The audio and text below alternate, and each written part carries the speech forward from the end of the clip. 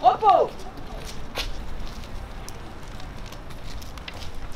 Mesdames, Messieurs, la cérémonie à laquelle vous allez assister marque l'installation officielle de M. Franck Robine, préfet de la région Bourgogne-Franche-Comté, préfet de la Côte d'Or. Les autorités civiles suivantes nous font l'honneur de leur présence. M. François Rebsamen, maire de Dijon et président de Dijon Métropole. M. Didier Paris, député de la Côte d'Or. Madame Fadila Katabi, députée de la Côte d'Or. Monsieur Hubert Brigand, député de la Côte d'Or. Monsieur Benoît Borda, député de la Côte d'Or. Monsieur Alain Houpert, sénateur de la Côte d'Or. Monsieur François Sauvadet, président du conseil départemental de la Côte d'Or. Monsieur Jérôme Durin, conseiller régional de Bourgogne-Franche-Comté. Les autorités militaires sont le général de division Édouard Hubcher, commandant la région de gendarmerie Bourgogne-Franche-Comté et le groupement départemental de la Côte d'Or. Le général de brigade Pascal Hurtaud, commandant l'école de gendarmerie de Dijon. Le lieutenant-colonel Étienne Royal, délégué militaire départemental adjoint de la Côte d'Or et commandant d'armes de la place de Dijon. Le commissaire général Jean-Claude Dunant, directeur départemental de la sécurité publique, nous fait également l'honneur de sa présence. Des membres du corps préfectoral des 7 départements de la région Bourgogne-Franche-Comté sont également présents, ainsi que des chefs de service déconcentrés de l'État en région Bourgogne-Franche-Comté et en Côte d'Or. Plusieurs personnalités éminentes et des représentants du monde associatif et combattant sont également présents. Cette cérémonie se déroulera en 2 temps. Le dépôt de gerbes, la sonnerie aux morts, suivie d'une minute de silence et de l'hymne national. À l'issue, les autorités seront invitées à saluer le chef de section, l'éclairon, les porte-drapeaux. Monsieur Franck Robine va à présent déposer une gerbe devant le monument aux morts de la ville de Dijon. La sonnerie aux morts sera ensuite jouée au clairon par messieurs Gabriel Bossé et Georges Grenier. Elle sera suivie d'une minute de silence puis de l'hymne national. Garde-vous!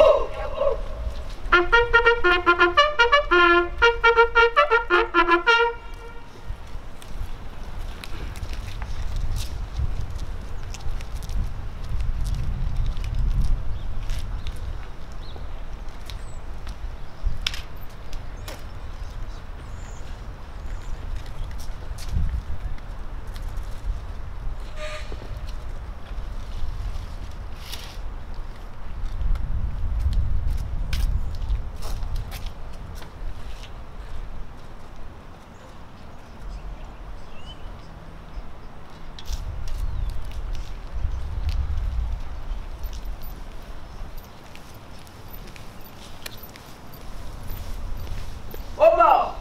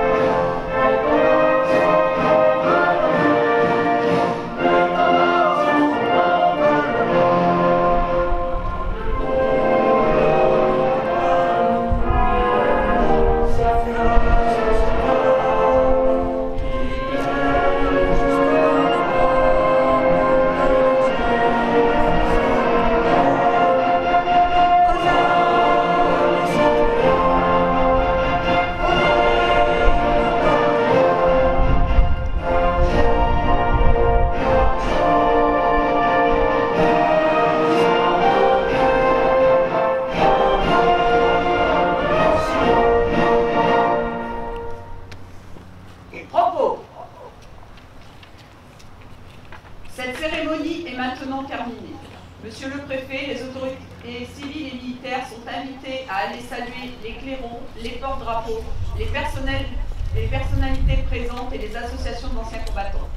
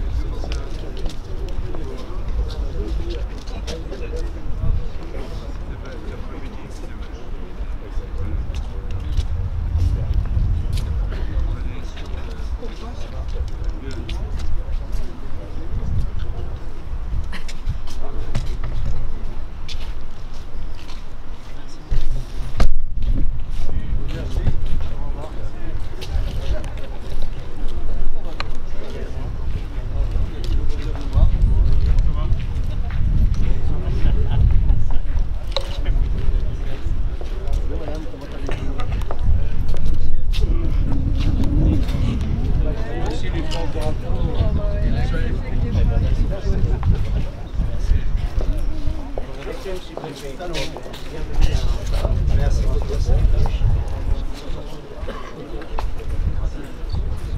Merci à vous, monsieur. Félicitations.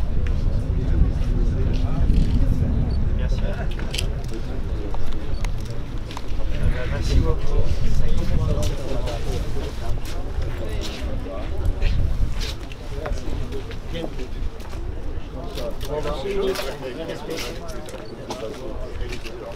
Merci beaucoup. Continuez les gars. Très bien, merci beaucoup.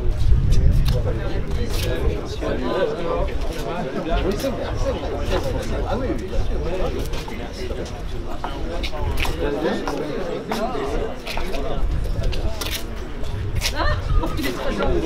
Déjà vous voir.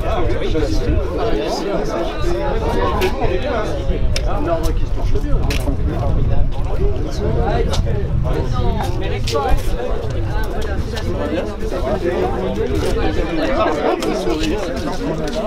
Voilà. C'est bien.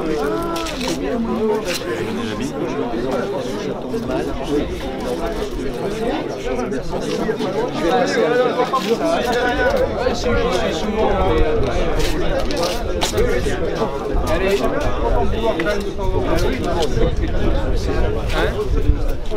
vous avez d'abord merci à vous. L'effet exode-urbain.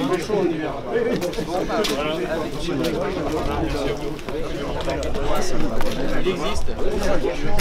Il existe. Vous allez bien? Oui. Ça va, ça va. Moi aussi, ça fait plaisir. Vous allez bien? Ça va, merci. Bonjour à tous. Merci infiniment. Merci à vous. Merci à vous. Ça va? Oui, vous? La forme? Toujours. Très bien. Ça va?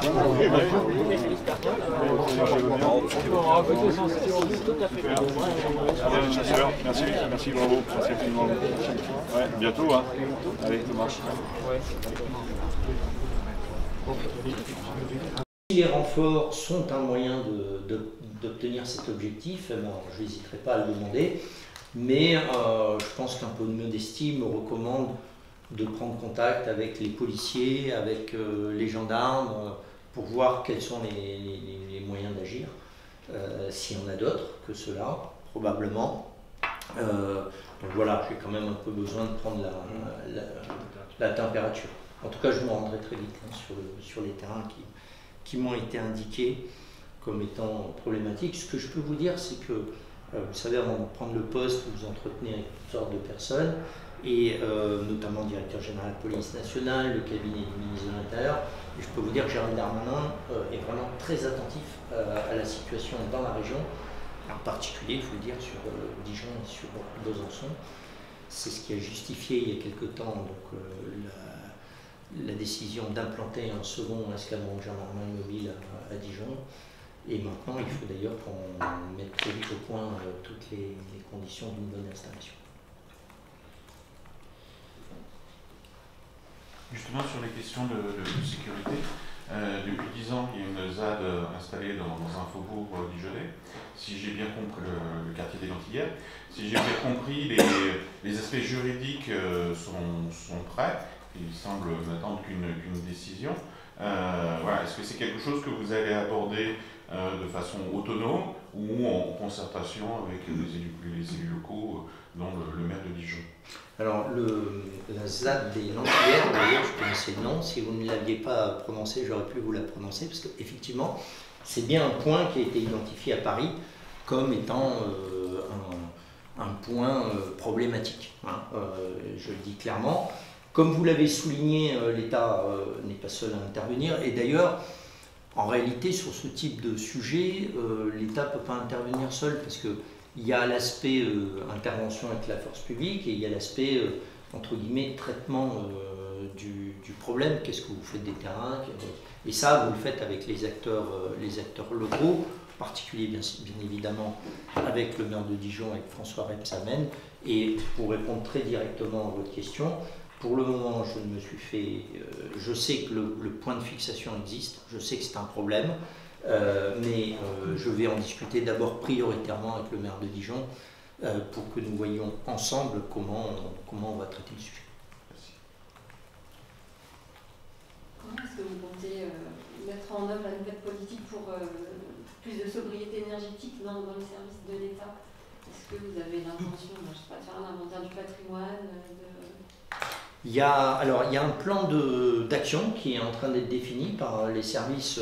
Justement, pour le coup, ma casquette préfet de région, avec toute une série d'actions qui vont être listées, qui ont été listées et qui doivent encore être discutées entre les différents services, les préfets de la région, pour arrêter, entre guillemets, les bonnes actions, si j'ose dire. Et puis, c'est un aspect important sur lequel je crois le gouvernement a beaucoup insisté ces derniers temps, c'est l'aspect formation. Parce que, voilà, hein, le domaine de la sobriété énergétique, il était peu maîtrisé, on va le dire gentiment, hein, y compris d'ailleurs par moi, hein, jusqu'à il y a peu de temps. Et donc il y a un effort de formation qui est très important.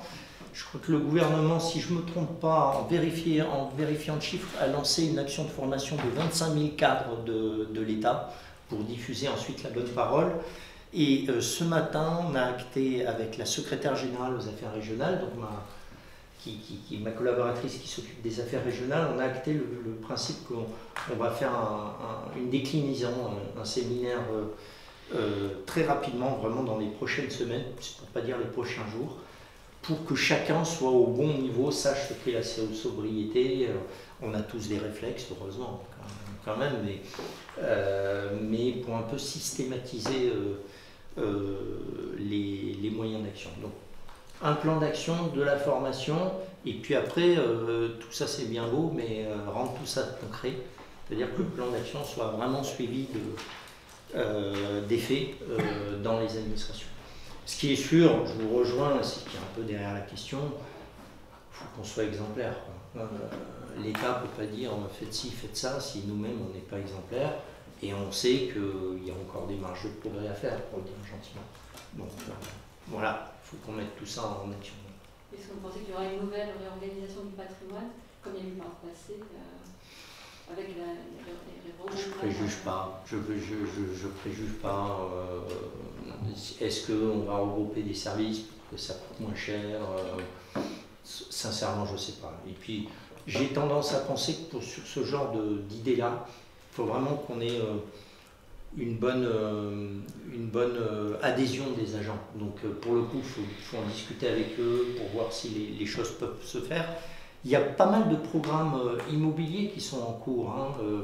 On pourra vous apporter les détails. Moi, je ne maîtrise pas encore tout, mais par exemple, il y a une cité administrative qui émerge à Nevers, si je ne dis pas de bêtises. Il y a à Besançon également, il y a les services de la sous-préfecture de Bonn, pour prendre un exemple, de la Côte d'Or, qui sont également en train d'être réorganisés, puisqu'ils ont été sortis et ils seront amenés à rentrer. Et évidemment, tous ces projets immobiliers, ils devront être exemplaires du point de vue de la sobriété énergétique. Si vous voulez un petit tableau de tous les projets immobiliers qui sont en cours dans la région, on pourra vous donner ça, mais c'est quand même plusieurs dizaines de millions d'euros hein, qui n'ont pas forcément au départ une visée sobriété énergétique, mais dans laquelle la composante sobriété énergétique devra être incorporée. J'ai deux petites questions, si vous me le permettez. Bien sûr. La pénurie des carburants, Ouais. qui est un point chaud en ce moment, surtout Bien sûr. sur Dijon. Et la deuxième question, c'est la remontée des Covid. Il avait été dit par un temps que dans les transports en commun, on remettrait peut-être le masque. Voilà.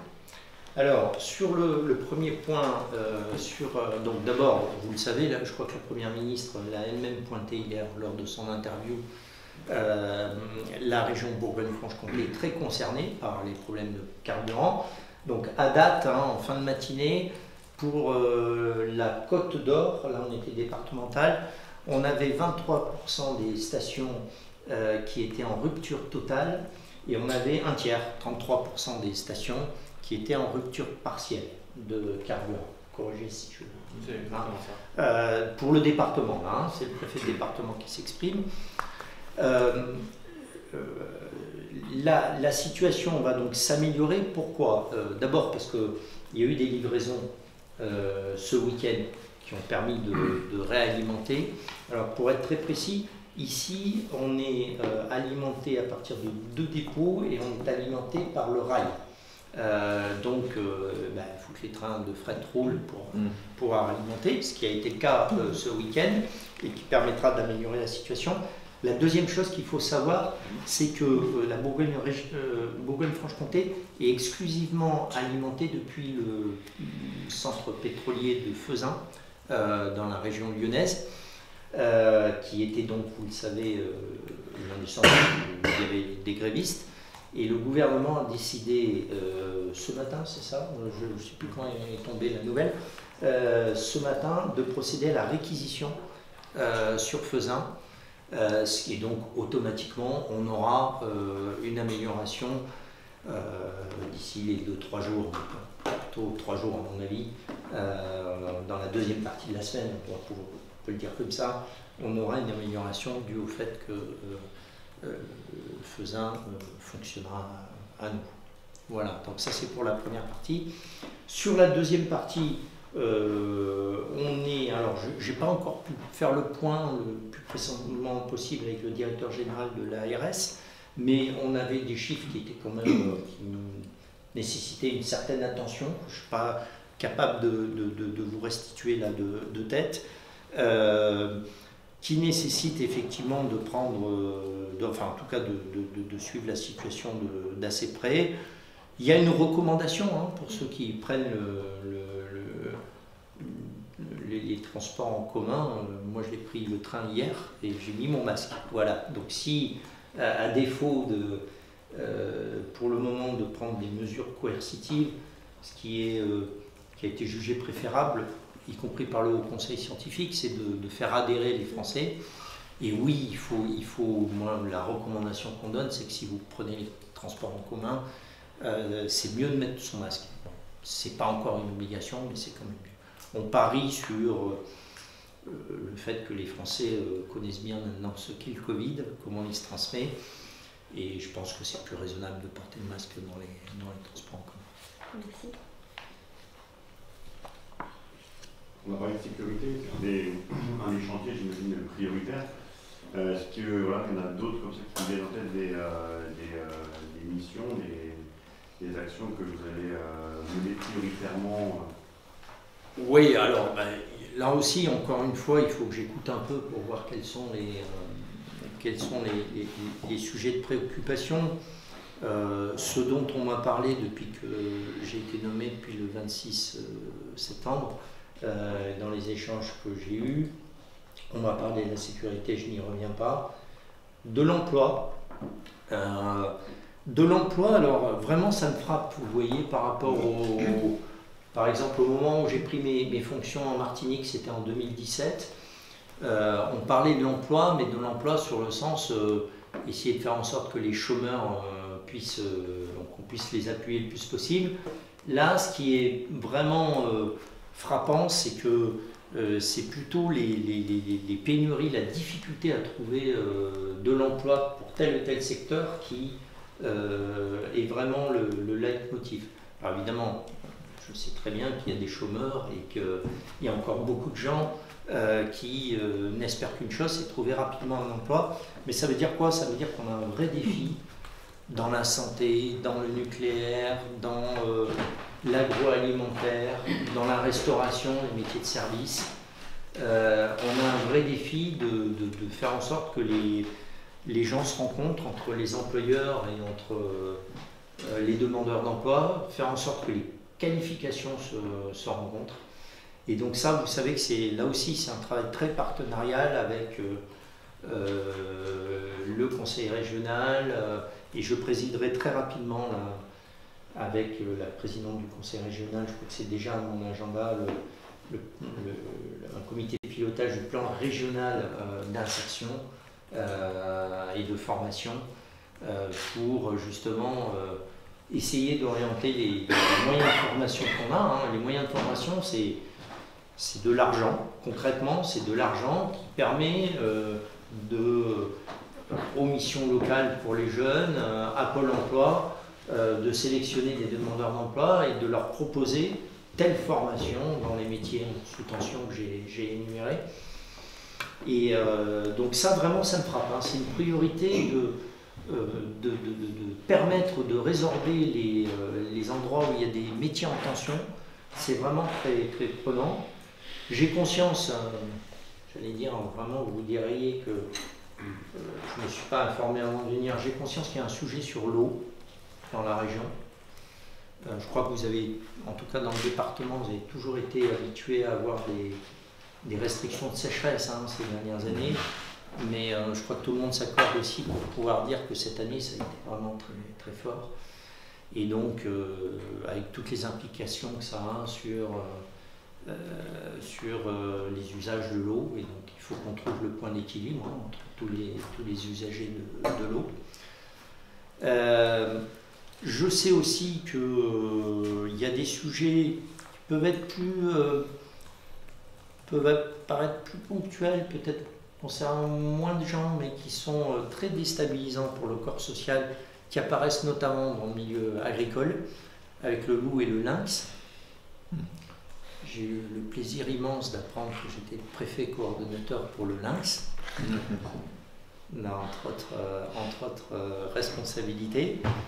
Je fais un petit clin d'œil, mais moi j'ai été très frappé. Vous me demandiez tout à l'heure, vous voyez, l'exemple n'est pas revenu, vous me demandiez quel vécu finalement j'ai eu après l'agriculture. Et je me souviens de la détresse des éleveurs. En l'espèce, c'était les Alpes-Maritimes, mais peu importe. Sur le loup, ceux qui sont frappés. Et donc oui, le fait qu'il faille trouver ce point d'équilibre entre espèces protégées et élevage, parce qu'il y a la détresse humaine des éleveurs, parce qu'à juste titre, on a aussi un impératif de défense de la biodiversité. Donc il faut trouver le point d'équilibre. C'est un peu comme l'eau. Il faut trouver le point d'équilibre, c'est pas facile. Et donc voilà, ça concerne, pour répondre à votre question, ça concerne moins de gens, mais l'impact, j'allais dire presque socio-culturel de ce genre de sujet peut être peut être vraiment très élevé. Donc il faut faire attention à ça. Et puis encore tous les sujets dont je n'ai pas pris la mesure, hein, je le dis, évidemment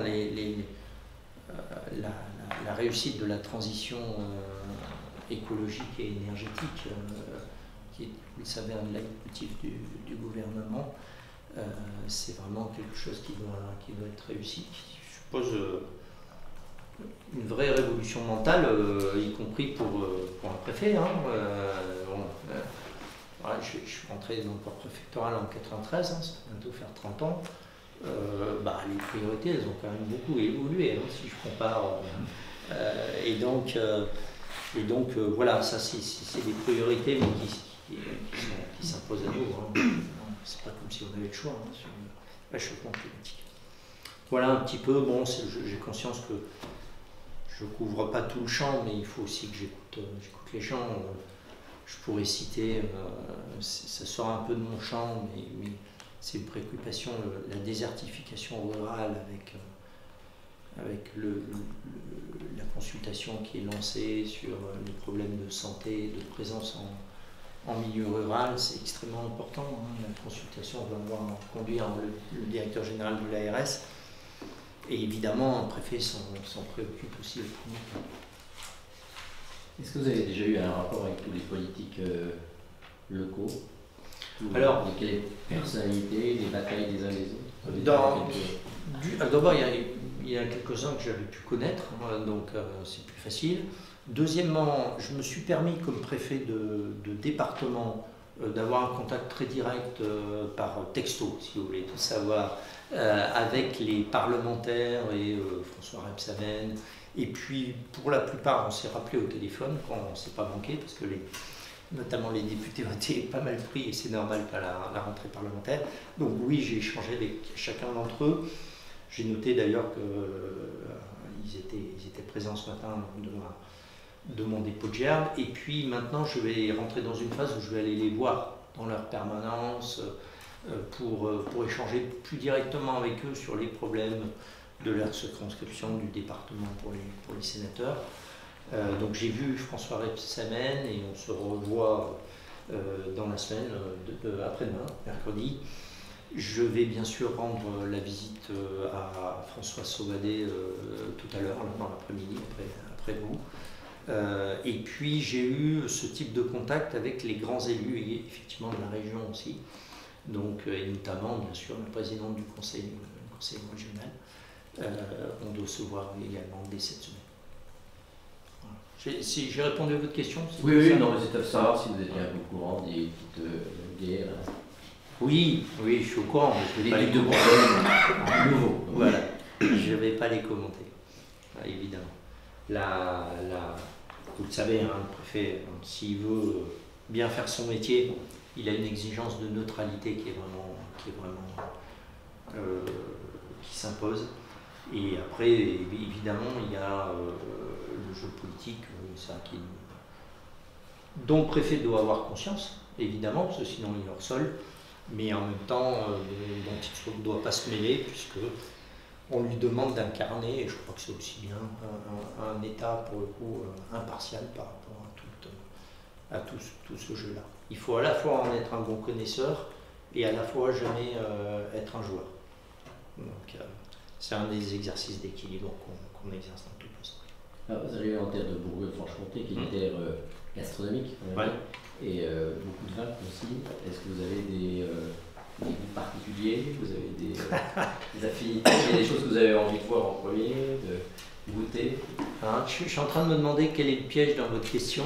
Et, parce que là, on a quelques jours d'affaires gastronomiques. S'il ne faut pas que je vous mette également le devoir d'impartialité très en avant. Mais non, je crois que c'est une région qui a quand même un immense avantage d'avoir cette notoriété justifiée des vins de Bourgogne qui crée une richesse qui est incroyable, quoi. Avec cette belle réussite qui a été l'arrivée de la cité de la gastronomie, qui doit ouvrir officiellement en 2024, c'est ça? Non, 23. Les locaux. Non, elle est ouverte. Les locaux. C'est peut-être référence à la Cité des Vins. À la Cité des Vins. C'est ça, oui, pardon. Oui, il y en a d'autres qui se Et de Macron, j'ai des sujets. En même temps, vous avez des réussites qui sont tout aussi incroyables en Franche-Comté. C'est vraiment une évidence de le dire, mais ce qu'ils ont réussi sur le comté, c'est quand même un exemple. Moi, je connais en matière de fromage, sincèrement, et d'organisation et de valorisation du prix du lait, je pense qu'il n'y a que les Savoyards qui ont fait aussi bien. Honnêtement, en termes de rigueur d'organisation, qui a eu pour effet qu'ils sont restés maîtres de leur développement. Ça, c'est super important pour les produits agricoles. Et donc, non pas que je cherche pas à répondre à votre question, mais en tout cas les vins de Bourgogne, c'est vraiment quelque chose que j'avais bien en tête. D'autres, il faut que j'en découvre encore beaucoup quand même. Oui. Donc j'ai déjà vu qu'il y avait la vente des hospices de Beaune, le marathon que représente la vente des hospices de Beaune, qui était à mon agenda. Voilà, ce qui me permet. La foire gastronomique avant. Et la foire des gastronomiques avant. Qu'il faudra mettre sur mon agenda au bon moment aussi, ce qu'on n'a pas fait. Oui, c'est avant, effectivement. Et ça arrive quand? Le 3 novembre. Début, d'accord. Du 1er au 13. Du 1er au 13, merci. Oui, ça ne l'avait pas peut-être. Aussi. Mais du coup, ça, vous savez que la filière des aliments, c'est vraiment un des points sur lesquels on pense qu'on a ici dans la région, et je l'ai vu dans les documents notamment du Conseil régional, c'est vraiment une filière sur lesquelles on peut encore capitaliser. Donc je l'ai bien identifié en tout cas.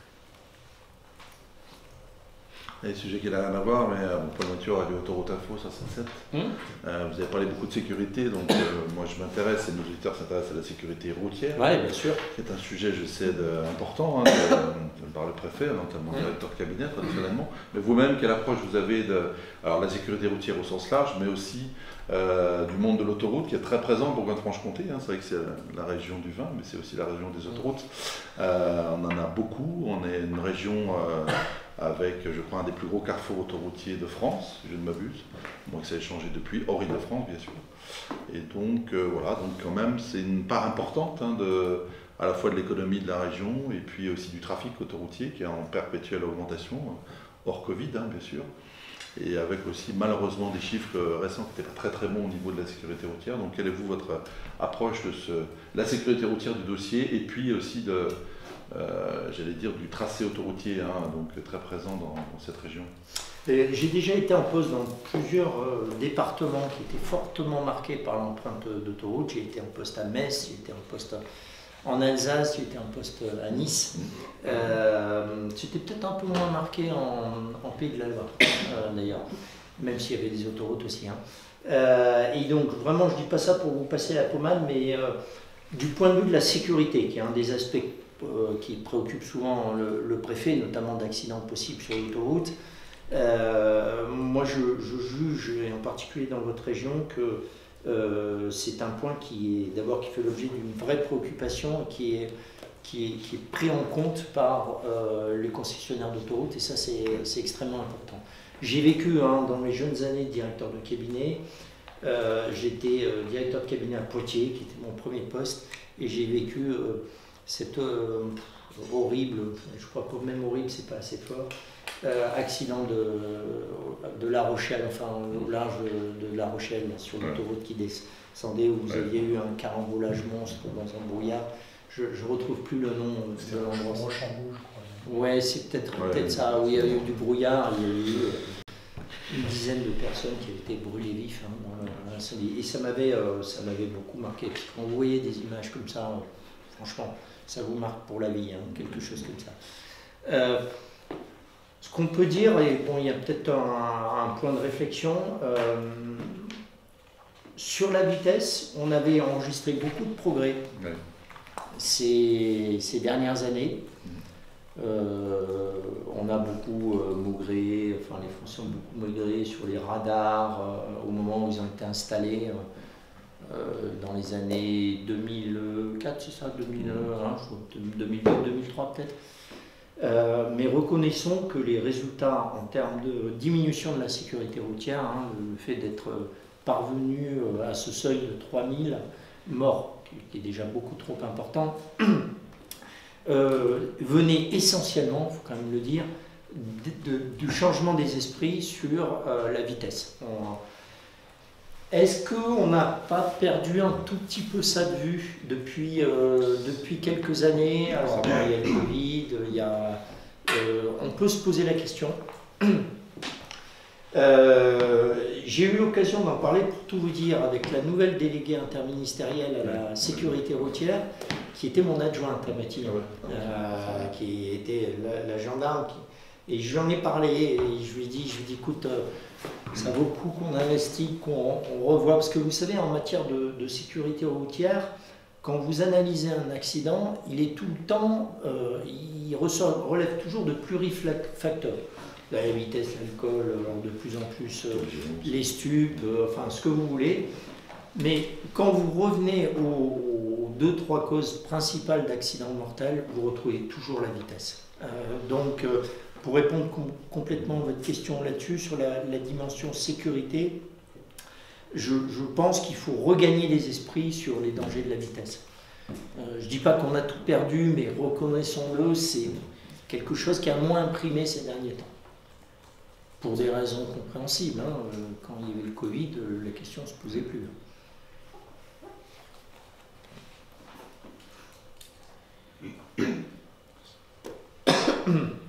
Un mot peut-être pour terminer, s'il n'y a plus de questions, un mot des relations avec vous, avec la presse.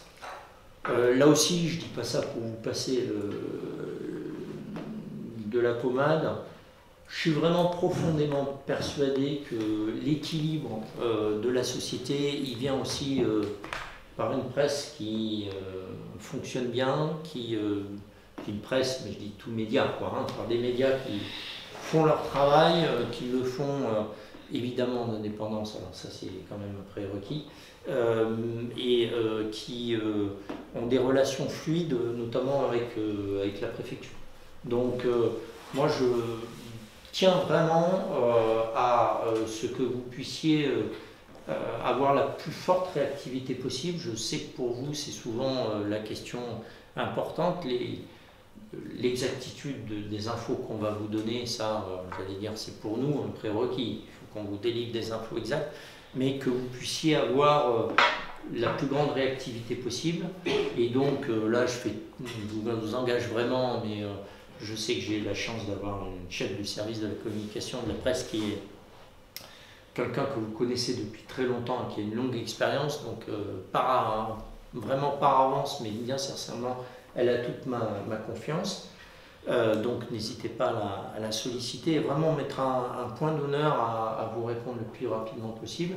Pour ce qui me concerne, je pense que vous le voyez, je suis pour les relations les plus directes possibles et discuter avec vous, soit en officiel, soit parfois, parce que c'est plus facile et ça fait avancer la compréhension des choses, comme on dit en off, voilà, moi je le fais bien volontiers, et si dans les échanges qu'on peut avoir de temps en temps on peut convenir, mais pour expliquer tout simplement qu'on peut aussi avoir ce mode de relation-là, j'en serais en tout cas personnellement ravi, donc n'hésitez pas.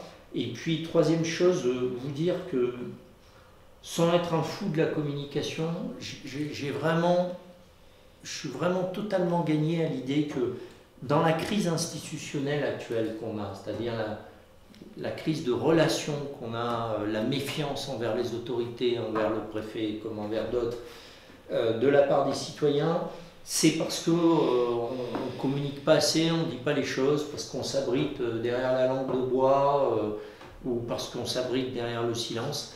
Et donc je pense que si on veut changer les choses, il faut vraiment ne pas avoir peur de communiquer, mais il faut communiquer de façon concrète pour les gens. Il faut que ça, je pourrais vous dire, voilà, on a donné 15 millions d'euros pour, ce que vous disiez tout à l'heure, le préfet de la Haute-Saône, en dotation d'État pour la Haute-Saône, mais ça ne veut rien dire pour le citoyen, 15 millions d'euros.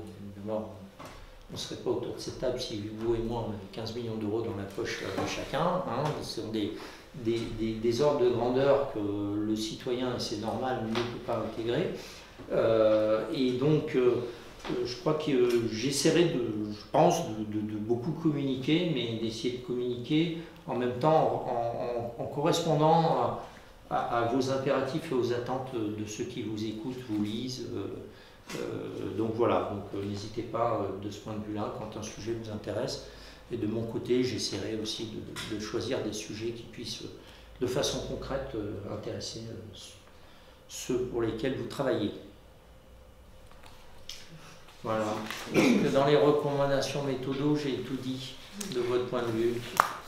Bah, ça va. Hein. On peut prendre une photo. Bien sûr. Séance, J'ai horreur de ça, mais je